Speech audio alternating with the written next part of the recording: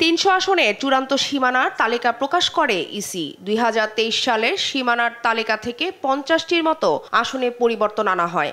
তবে কয়েকটি আসনে সীমানা পুনর্বহালের দাবিতে আন্দোলন করেছে এলাকাবাসী বা কমিশন কর্তৃক বা কমিশনের কর্তৃত্ব। বিষয়টি নিয়ে কথা বলেন নির্বাচন কমিশনার আনোয়ার ইসলাম সরকার। বলেন, সীমানা পুনরায় নির্ধারণে ইসি সর্বোচ্চ সতর্কতা ও নিরপেক্ষতাভাবে দায়িত্ব পালন করেছে। এই নিয়ে আদালতে বা অন্য কোনো কর্তৃপক্ষের কাছে প্রশ্ন তোলার সুযোগ নেই।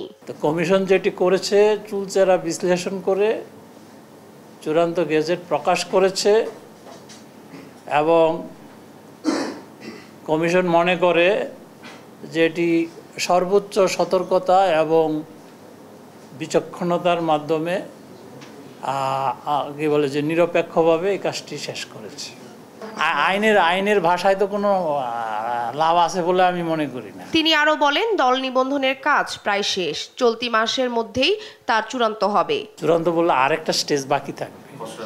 সেই স্টেজটা হচ্ছে যে ধরেন যেই রাজনৈতিক দল নিবন্ধনের শর্তগুলো ফুলফিল করতে সক্ষম হয়েছেন তাদেরটা যদি আমরা নিবন্ধন দেওয়ার সিদ্ধান্তে আসি তখন তাদের এটা একটা বিজ্ঞপ্তি জারি হবে। বিজ্ঞপ্তি জারি হবে এই কারণে যে এই নামটার বিষয়ে অন্য কোনো দলের আপত্তি থাকতে পারে, এই নামে অনুরূপ নামে আরেকটা সংগঠন থাকতে পারে বা কারোর কোনো বক্তব্য থাকতে পারে, সেটা ফাইনালি। এছাড়াও অংশীজনদের সঙ্গে সংলাপে বসবে কমিশন। সব মিলিয়ে ভোট নিয়ে কোনো প্রকার সংখ্যা নেই বলেও জানান তিনি। আইনের ভাষাটাই হলো এই।